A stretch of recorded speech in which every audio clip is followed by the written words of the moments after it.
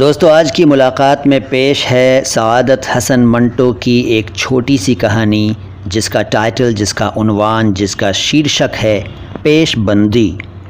پہلی واردات ناکے کے ہوٹل کے پاس ہوئی، فوراً ہی وہاں ایک سپاہی کا پہرا لگا دیا گیا۔ دوسری واردات دوسرے ہی روز شام کو سٹور کے سامنے ہوئی، سپاہی کو پہلی جگہ سے ہٹا کر دوسری واردات کے مقام پر متعین کر دیا گیا۔ تیسرا کیس رات کے 12 بجے لانڈری کے پاس ہوا۔ جب انسپکٹر نے سپاہی کو اس نئی جگہ پہرا دینے کا حکم دیا تو اس نے کچھ دیر غور کرنے کے بعد کہا، مجھے وہاں کھڑا کیجئے جہاں نئی واردات ہونے والی ہے۔ دوستو یہ تھی منٹو کی چھوٹی سی کہانی پیش بندی۔ سمجھ میں آئی یا نہیں آئی؟ دوبارہ سنیے، تیسری بار سنیے، بار بار سنیے، سمجھ میں آ جائے گی۔ اور پھر بھی یدی سمجھ میں نہ آئے تو منٹو کو سمجھنے کی کوشش کیجئے۔ جی ہاں، سعادت حسن منٹو کی کہانی ہے یہ چھوٹی سی۔